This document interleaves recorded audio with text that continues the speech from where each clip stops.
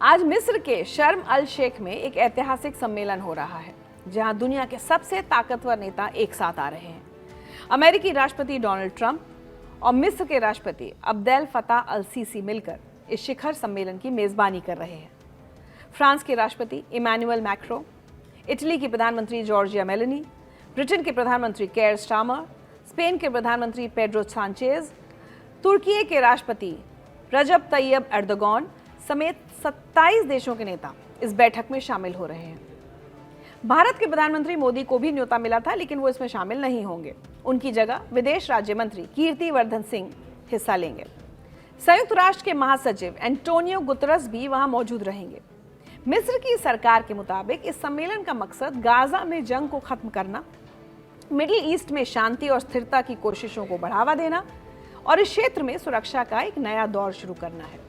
इस सम्मेलन की खास बात यह है कि फिलिस्तीनी राष्ट्रपति महमूद अब्बास भी इसमें शामिल होंगे, लेकिन इजराइल के प्रधानमंत्री बेंजामिन नेतन्याहू और हमास के प्रतिनिधि इस बैठक में शामिल नहीं होंगे। मीटिंग में शामिल होने से पहले डोनाल्ड ट्रंप अचानक इजराइल पहुंचे, जहां तेल अवीव एयरपोर्ट पर पीएम नेतन्याहू ने उनका स्वागत किया। ट्रंप का इजराइल दौरा पहले से प्रस्तावित नहीं था। उन्हें सम्मेलन में हिस्सा लेने के लिए मिस्र के शर्म अल शेख पहुंचना था, लेकिन वो पहुंच गए तेल अवीव। इजराइल रवाना होने से पहले ट्रंप ने कहा था कि युद्ध खत्म हो गया है, हालांकि असली चुनौतियां अभी बाकी हैं। मिस्र के विदेश मंत्रालय ने बताया है कि इस बैठक में एक दस्तावेज पर हस्ताक्षर होने की उम्मीद है, जो गाजा में युद्ध को आधिकारिक रूप से खत्म कर देगा। पूर्व ब्रिटिश प्रधानमंत्री टोनी ब्लेयर, जो ट्रंप की शांति योजना के तहत गाजा के प्रशासन की देखरेख के लिए बनाए गए बोर्ड ऑफ पीस का हिस्सा भी होंगे, उन्होंने भी फिलिस्तीनी अधिकारियों से मुलाकात की है। गाजा के हालात इस वक्त बेहद दर्दनाक हैं और आंकड़े इसकी गवाही देते हैं।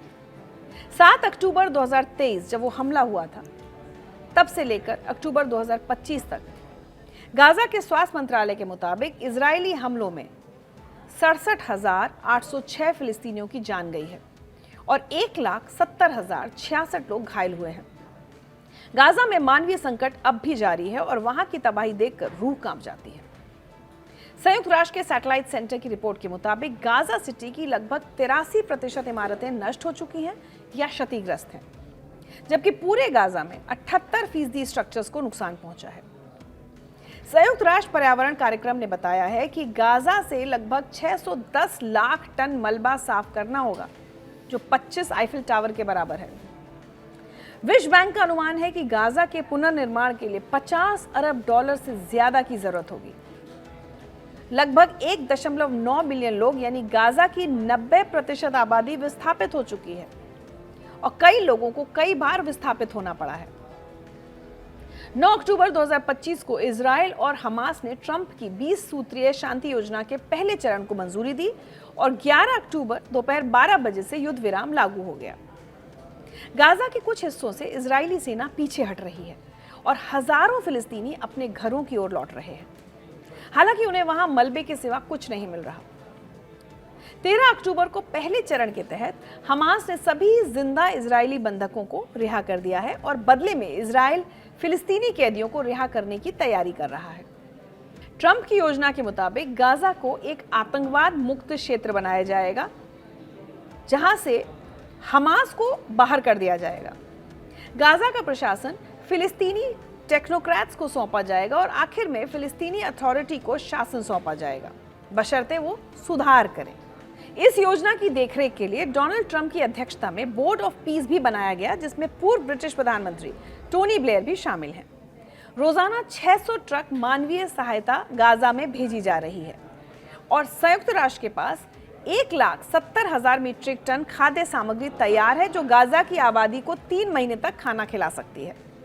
बेंजामिन नेतन्याहू का रुख इस पूरे समझौते में सबसे विवादास्पद और चिंताजनक है।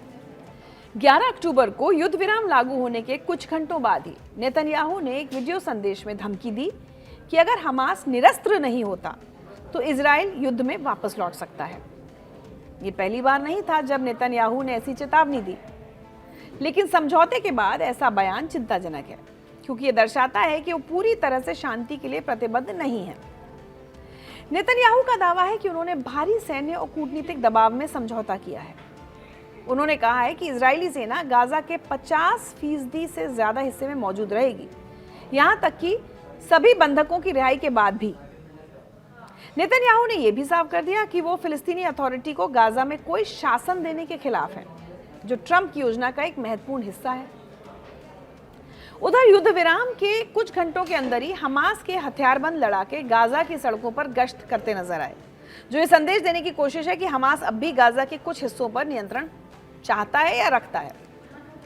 इस शांति समझौते के सामने कई बड़ी चुनौतियां हैं जो आने वाले दिनों में सामने आएंगी। सबसे बड़ा मुद्दा हमास के सरेंडर का है। हमास ने अभी तक इस बारे में कोई साफ जवाब नहीं दिया है। हमास ने पहले कहा था वो तभी सरेंडर करेगा जब फिलिस्तीन एक देश बन जाएगा। दूसरी बड़ी समस्या है इजरायली सेना। इजराइल चाहता है कि वो गाजा के बड़े हिस्से में मौजूद रहे, जबकि हमास पूरी वापसी चाहता है। तीसरा विवादास्पद मुद्दा फिलिस्तीनी अथॉरिटी की भूमिका है। नेतन्याहू इसके खिलाफ है, जबकि ट्रंप की योजना इसे जरूरी बताती है। चौथा सवाल यह है कि हमास का भविष्य क्या होगा। योजना कहती है कि हमास के सदस्यों को माफी मिलेगी अगर वो शांतिपूर्ण सरेंडर के लिए प्रतिबद्ध होंगे या उन्हें किसी दूसरे देश में जाने का विकल्प दिया जाएगा। आज के शर्म अल शेख सम्मेलन में जो दस्तावेज साइन होगा वो तय करेगा कि क्या ये युद्ध विराम स्थायी शांति में बदलेगा या सिर्फ एक अस्थायी राहत बनकर रह जाएगा। दुनिया के 27 देशों के नेताओं की मौजूदगी दिखाती है कि अंतर्राष्ट्रीय समुदाय इस संकट को हल करने के लिए गंभीर है, लेकिन असली परीक्षा तब होगी जब दूसरे और तीसरे चरण की बातचीत शुरू होगी। नेतन्याहू और हमास दोनों को अपनी अपनी लाल रेखाओं से समझौता करना होगा। गाजा के लोग जो 2 साल से तबाही झेल रहे हैं, अपने बर्बाद घरों को लौट रहे हैं और उम्मीद कर रहे हैं कि शायद अब उन्हें शांति मिलेगी। लेकिन क्या शांति मिलेगी? मिलेगी तो किस कीमत पर?